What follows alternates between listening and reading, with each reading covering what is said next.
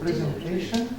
It's about a subject that many of us take very close to the heart. And in fact, at least 30% of the world population die because of heart disease. And a lot more have to suffer every day. Now this is the eyes and the expression of the eyes that I would not like to be directed toward me. You can tell that there is something very serious is going on. And it could be surgery where a stent is introduced in the artery in case of coronary artery disease. And there are two scenarios that can develop within our arteries. One is called arteriosclerosis. You see where there is thickening of the wall. Compare with this wall. See? It's normal thickness. Whereas here it's much thicker, so it makes the artery stiffer.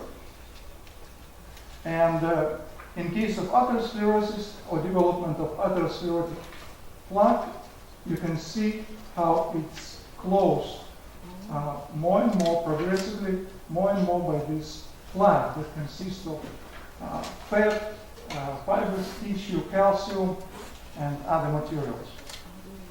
Okay, so this is a brief definition. Arteriosclerosis means hardening of the arteries and thickening of the walls. And atherosclerosis refers to the buildup of fats and cholesterol in and on your artery wall, which is plaques, which can restrict blood flow. And atherosclerosis is the we can see that coronary artery disease refers to the luminal narrowing of the opening, means the narrowing of the opening of a coronary artery, usually due to atherosclerosis. Now, when we talk about heart disease, usually we associate it with atherosclerosis. That means the buildup of plaque inside of our arteries. But this is more general understanding. To be more specific in medical terminology, heart disease is an umbrella for the wide range of diseases, including congestive heart failure, valvular abnormalities, and so forth. But we will focus on the major cause of heart disease, and that's atherosclerosis. Now, what is the main factor that initiates it? We can read this from a medical journal. Evidence suggests that altered endothelial function predisposes the vessel walls to atherosclerosis. Now, something takes place in the walls of arteries. Now, something takes place in the arterial walls that leads eventually to development of plaque. And we will try to see what is it. Now, to better understand the initiation process, we need to look at the risk factors, and those are obesity, hyperlipidemia, diabetes, and high blood pressure. So each one may lead to the development of heart disease. Look at this 2012 chart of the spread of obesity in the United States 2012 and 2013 from CDC website, and you can see how this the darkest colors between 30 and 35%, and you can see that this is already evaluation of it. The two states, Mississippi and West Virginia, had a prevalence of obesity of 35% or greater. And that means that body mass index is 30 and higher. In fact, the most plagued by obesity population in the United States are Hawaiians. Hawaii, in general, they're doing okay, but particularly that race of Hawaiians, they are the most obese subtype of our population in the United States.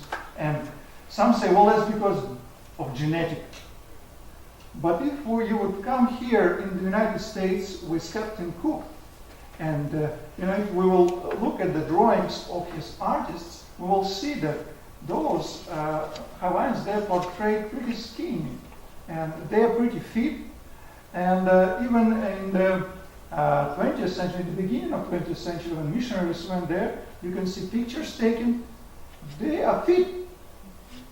There is not even single lump over this. So it is not genes. We can't just say, well, it's all genetic. No, we can't say that. And we can see it on these examples. Okay, look at that. Average American consumes 150 pounds of sugar per year. And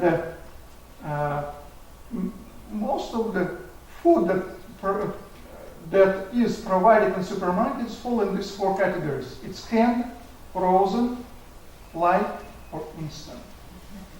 And there is a very small percentage of fresh foods. Look at the amount of calories, 400 calories that you need to fill up stomach.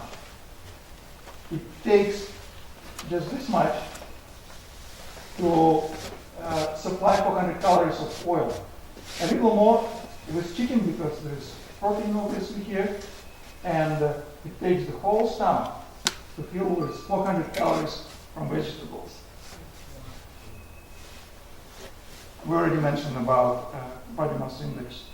For women, it's good to be around 22. For men, 20.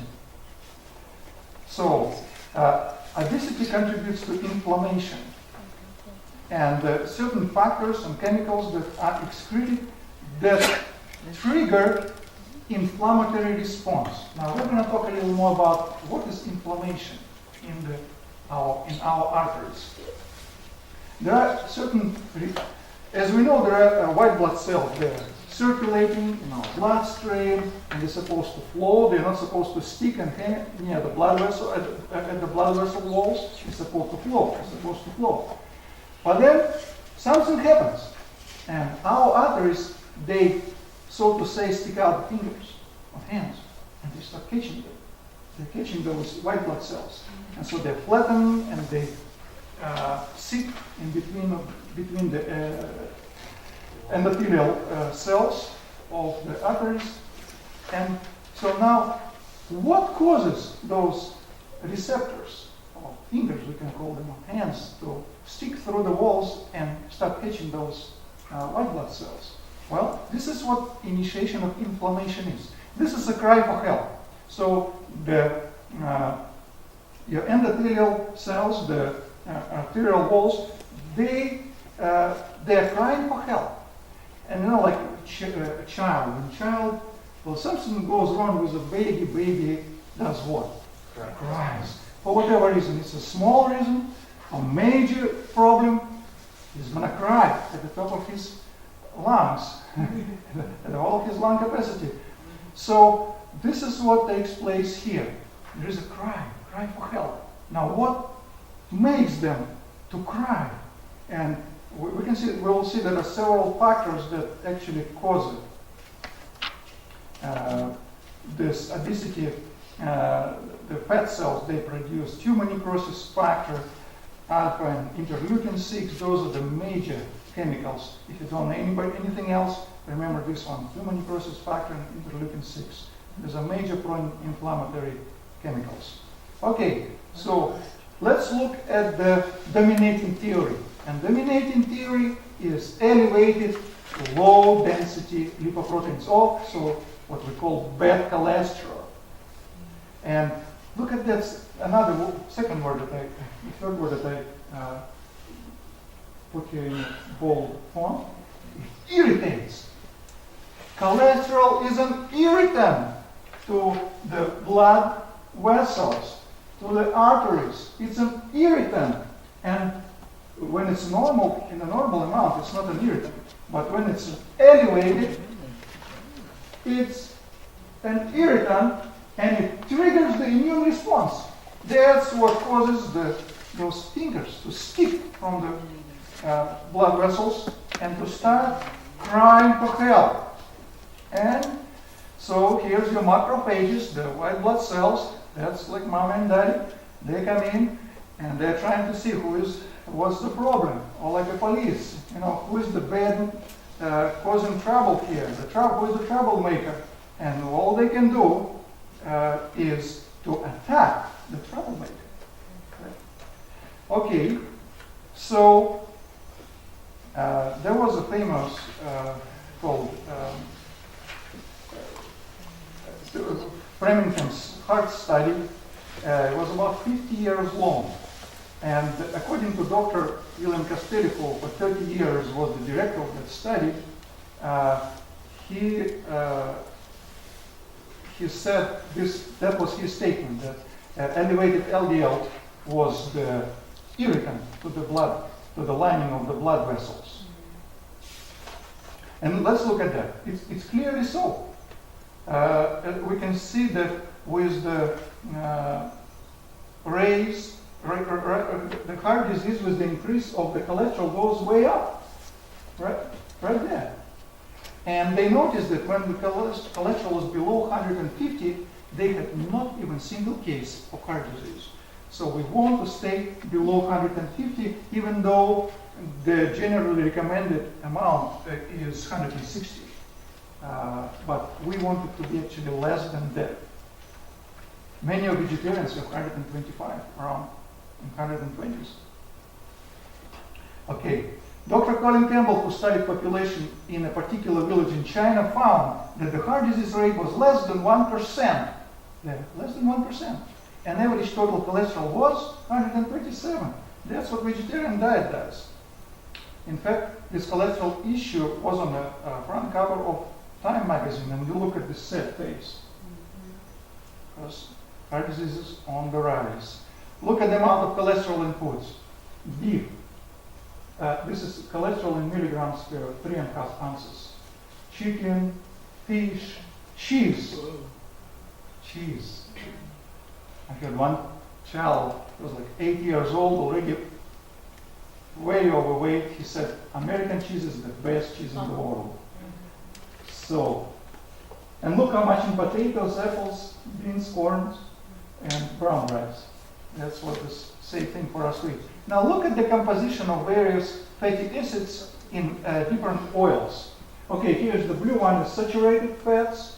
Polyunsaturated is dark blue, and red monounsaturated. So you see butter is rich in what? In saturated fats. So we may be vegetarians, but if we consume a lot of saturated fats, as we will see further, it's going to raise cholesterol. It's going to raise cholesterol. So here the saturated beef, chicken, and so forth, soybean, and look at the interesting the macadamia nuts. They have a lot of monounsaturated fats, just like olive oil has, but they just have a little more saturated fats, as you can see in comparison to, for example, canola oil. So it's interesting that canola oil has the lowest amount of saturated fats, but unfortunately it's often GMO, so you have to be careful about it. And it can be an allergen too.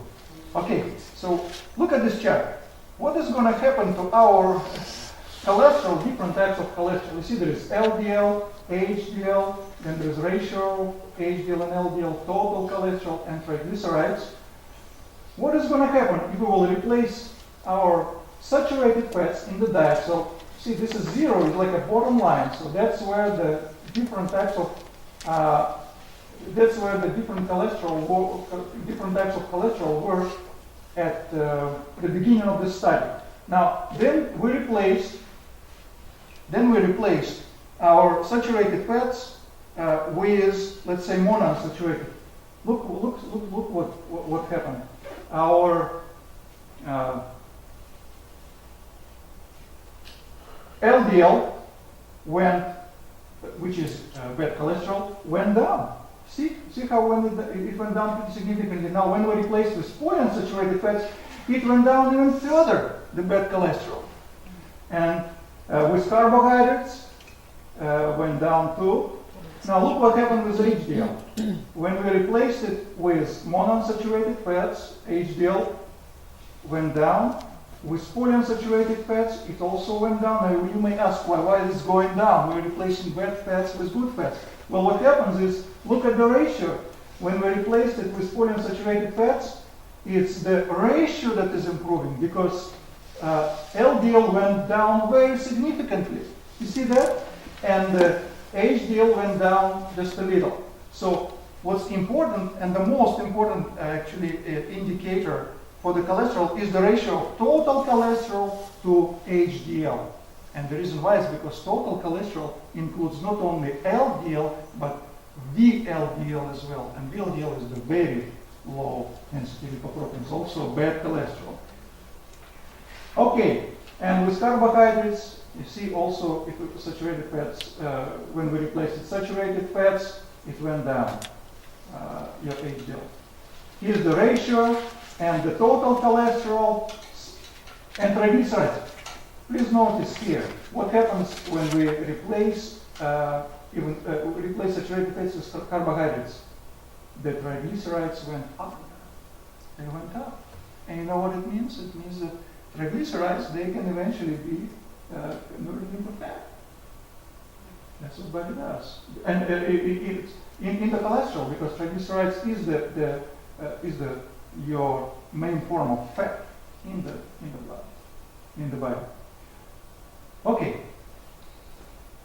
Now, what are the recommended levels of cholesterol? LDL is better to be below 80, HDL above 45, and ratio is ideally less than 3. When it's less than 3, you're in a very low risk category. Average is about 4.5. Average risk is 4.5 ratio total cholesterol to HDL. And many vegetarians, they have about 2, around 2.3. And so total cholesterol to be within 150. Some may say, well, I like coconut. Can I have coconut?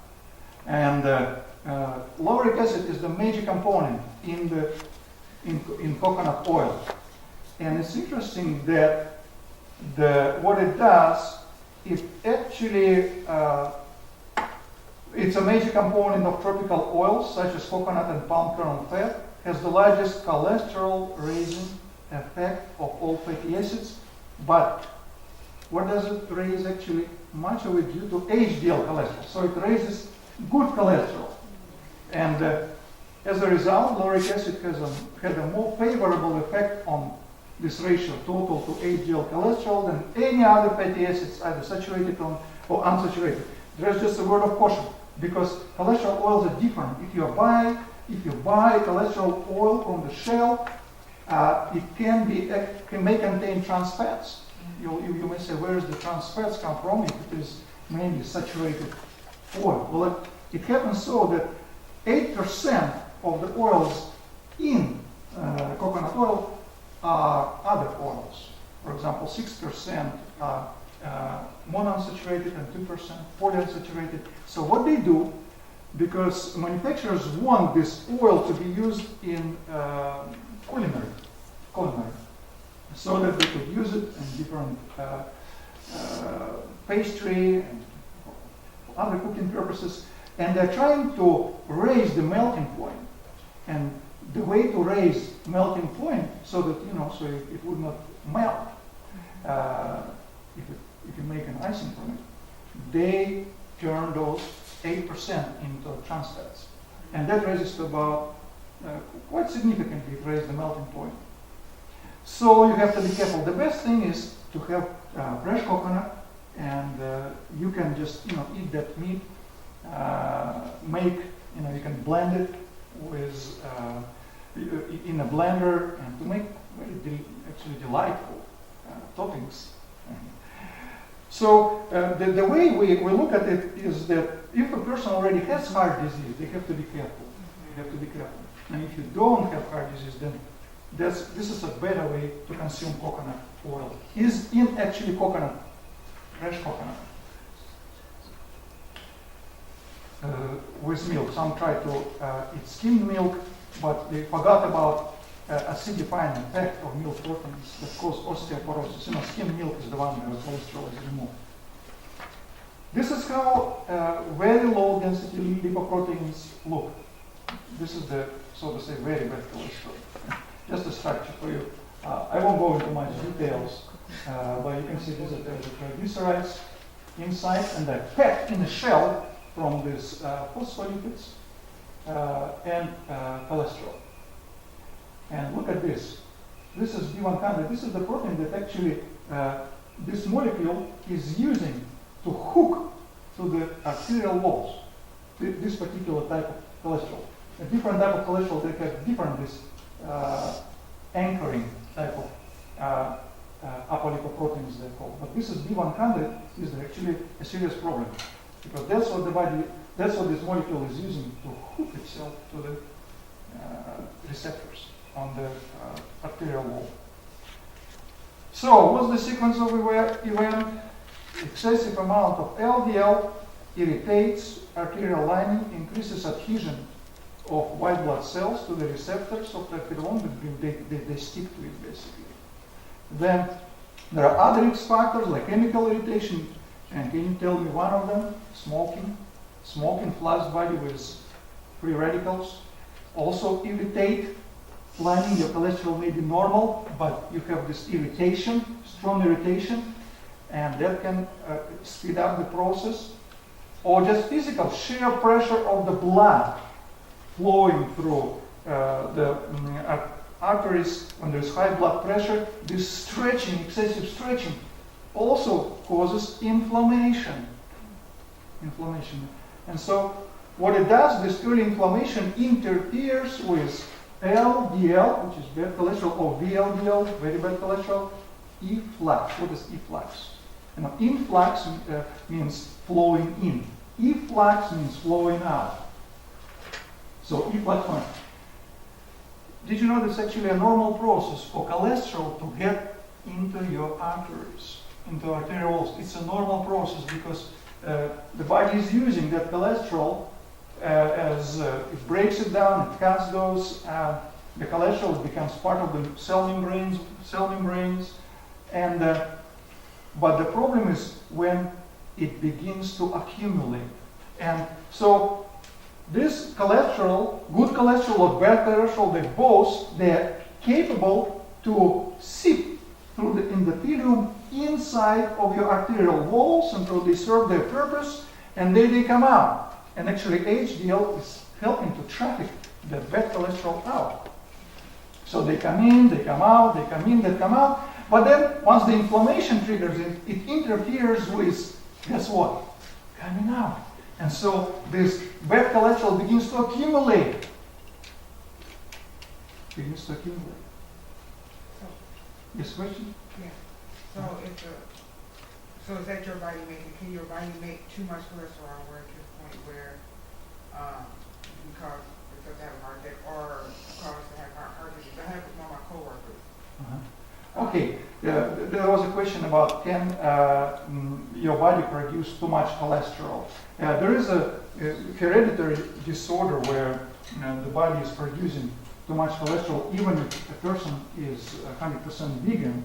It's possible. And we know that from the amount of saturated fats that we consume, if we consume a lot of saturated fats, then we can raise, for example, cashews, they're high in saturated fats, then we can raise our cholesterol, which with other factors, age and so forth, can increase our risk of development of heart disease, atherosclerosis, and we don't have to be for that carnivorous. Okay, and so it is the accumulation of the bad cholesterol inside of arterial walls that is trapped there. It cannot get out. And then what happens is oxidation. It's oxidized. And guess what? Oxidation is actually a normal process. All cholesterol is oxidized because oxidation is the way that the body is using that cholesterol. But when it's there, plus it accumulates in abnormal quantities, and then it's oxidized, that's where this cry for help causes those macrophages, those are type of white blood cells, to come in and they attack those oxidized cholesterol. But the problem is they engorge themselves. They engorge themselves with that bad cholesterol. And they eat it up and eat it up and eat it up and eat it up, and they cannot get out. Like, did you see that monkey that was trying to stick its head within a jar with an apple, and then it could not get it out? So, and they engorge themselves and they die. And they die. Eventually they die and develop fatty streaks, what actually form part of the plant. And see, in Pershin meals cell death. And I already mentioned about this B100, that actually exercise helps to low down the levels, even this B100 protein that facilitates attachment of the bad cholesterol to the arterial walls. So smoking, we mentioned that it facilitates inflammation. And in fact, this inflammation, as this medical journal Circulation tells us, that it mediates how many stages? All stages of this disease, from the beginning to the end. It's inflammation, where it starts and where it ends. So, interesting, it starts in the outer layer. Look at that. It actually doesn't go inside of this lumen, called lumen, inside of the lumen of the arterial wall, or the opening in this inner opening of the arterial wall. But it starts actually growing on the outside first. And you see this dark spot. That's called necrotic core. That's where these lipids are accumulated. Remember we mentioned that macrophages, they come, they engorge themselves, they eat and they die. Well, this is where they are. And this is the fat core. And on the top we have the migration of the smooth muscle cells, and they form this cap, so to say, cap or the top layer of the plaque, and it periodically ruptures, it breaks, it cracks, the blood seeps, then clot is formed, and then the clot is remodeled in the fibrous tissue, and again it cracks, and so forth, and it starts growing inside. So here's the 14 steps that lead us to the heart attack. 14 steps. So it starts with irritation. Then there is inflammatory response. Hands stick out, fingers stick out. There is a retention of LDL and VLDL. Then they are what? Oxidized. Oh, because what is using them? They're oxidized, but they cannot leave. Then this oxidation attracts macrophages.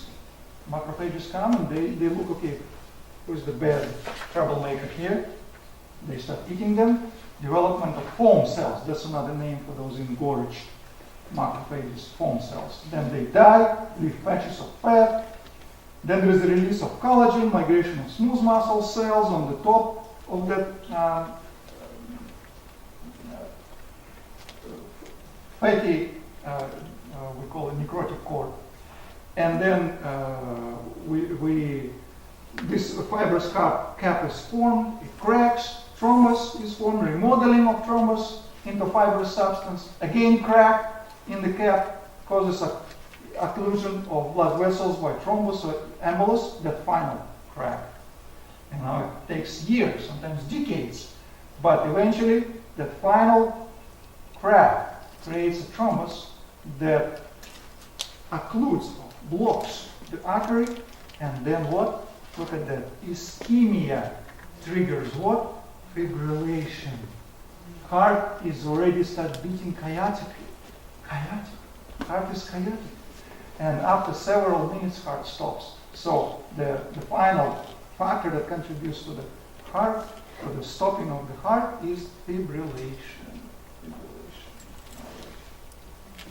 So another causes diabetes, also causes inflammation, and that's hyperglycemia. Look at that.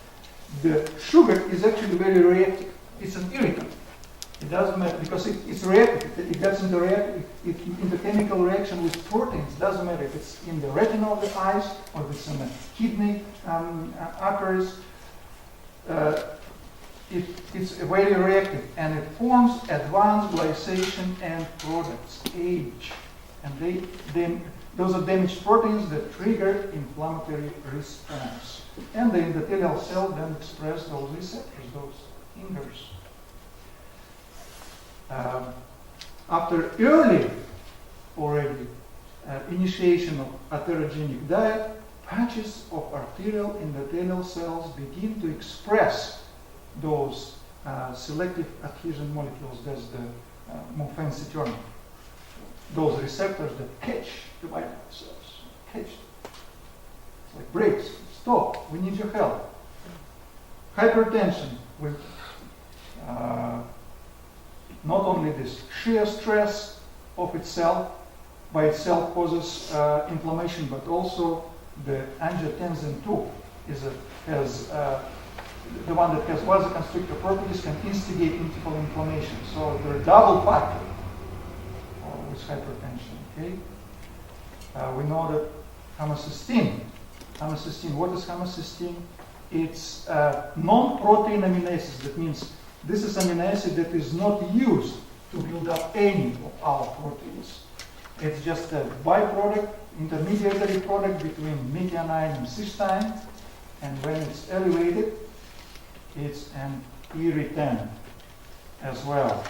And you know all very well what do we do for that? Is B12, folic acid, or B6, three major factors. Lots of greens. It needed supplementation with B12 and check levels once a year if you can. Okay, so we know HDL, this high density lipoprotein. It's a good protein. It protects us against atherosclerosis because it takes the bad cholesterol and moves it back to the liver. And it penetrates endothelium and degrades LDL. Okay, you remember that most of the adrenergic stimulation, that means the hormones that are released by adrenals, associated with awakening. This is how we awake. We get awake because, for example, our cortisol levels are the highest early in the morning, and then they gradually decline and decline and decline. And so myocardial infarction, the onset more often is between 6 a.m. and 12 noon. And that's also concurrent with a surge in blood pressure and heightened platelet reactivity. Okay, can we say that if I have only 50% occlusion, I'm safer than when I have 70% occlusion? In fact, no. People who have 50% only occlusion or blockage of the artery, look at that, two-thirds of plaques that rupture with subsequent occlusive thrombosis cause occlusion only 50%. So, and we are not even feeling anything wrong with us until 75% of blockage, and even then only upon exercise. Only when we exercise and we can feel this is symptoms of ischemia, tightness in the chest, pressure in the chest, and otherwise it's completely asymptomatic until 75%. So many people sit on this time bomb that detonates very, very unexpectedly. Okay. Okay. So what are the signs of heart attacks? The chest discomfort. Most heart attacks involve discomfort in the center of the chest and lasts more than a few minutes. That goes away and comes back. It can feel like uncomfortable pressure, squeezing, fullness of pain, sweating. In fact, unfortunately, women are more vulnerable to it because their perception of pain is actually lower than in men. And even though men have a higher rate of myocardial infarction, but women die more often. And the reason why is because they can handle pain on the average better than men. And so, but in this case, an error is not good because they tend to ignore the symptoms, and it leads to the tragedies more often. So he has more symptoms of both arms, back, neck, jaw, stomach, involve shortness of breath, cold sweat, nausea, lightheadedness, and survivors get scarring on the muscles, and that muscle, once it's scarred, doesn't function the same way, doesn't contract very well. So this is a brief summary of the symptoms that you have in your handouts. And what are the steps away from the heart attack? Nutrition. So number one, doesn't matter which stage of the heart disease we're in, there is a good news. It's reversible. It's reversible, you just need to do the right thing. And what are the right things are? It's the vegetarian diet, 100% vegetarian diet, vegan diet. Some say that you can have nuts, others debate whether you can have nuts if you have already heart disease, but good oils, we give this flaxseed oil, polyunsaturated fats should be good.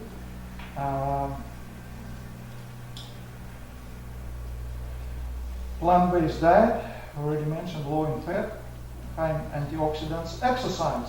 Exercise lowers blood pressure, burns unnecessary fat, and guess what? It even lowers this atherogenic B100 apolipoprotein. Remember we showed you the one that actually this fat globule is using to attach itself to the arteries. It's amazing. It's proven fact. So water, very important because prevents blood from getting too thick. Sunshine, guess what? Vitamin D is very important, not only, as we know, for calcium absorption and as an immune system modulator. People with multiple sclerosis can tell you they're taking a lot of vitamin D. But also a healthy fat metabolism. It improves healthy fat metabolism. Trust in God. God is the one who makes all those remedies to work. Amen. And here's the more information from the medical journals.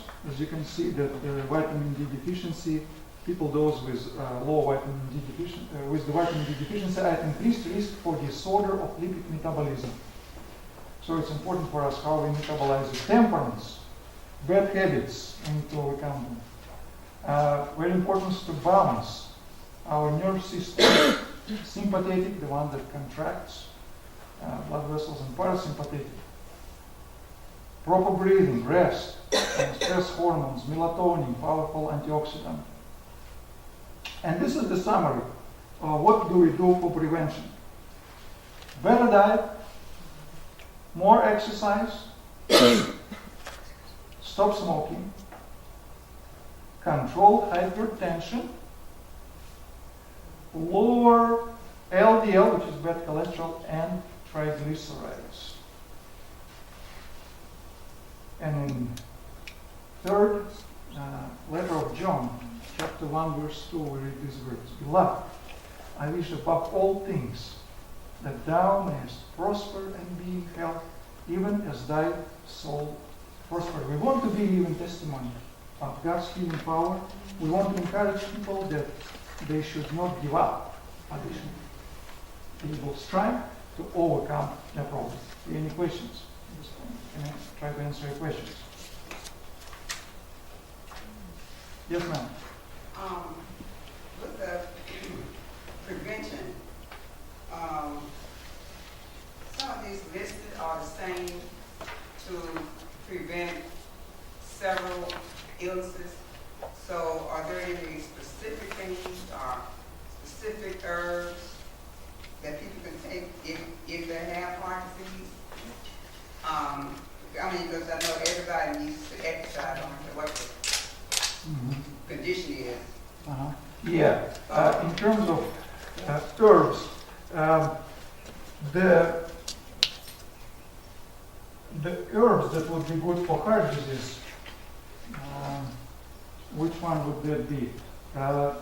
If there are any herbs that would be rich in antioxidants And for example, we know plants like, for example, okay, and also it depends on what is the major contributing factor to it. For example, if it is diabetes, you have to address it, and there are, for example, blueberry leaves, we know cedar berries are good for it, and there is a whole range of herbs, that can regulate sugars. We know that there are herbs, for example, that regulate hypertension.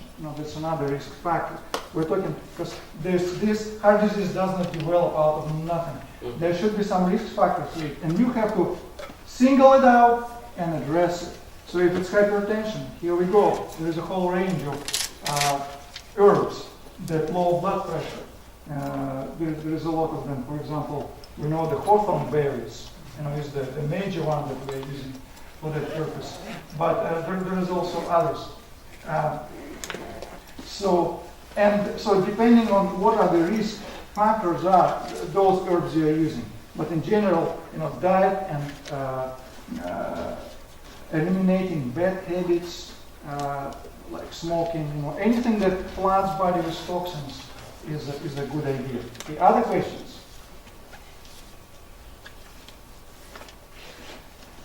If not, we can then adjourn with prayer.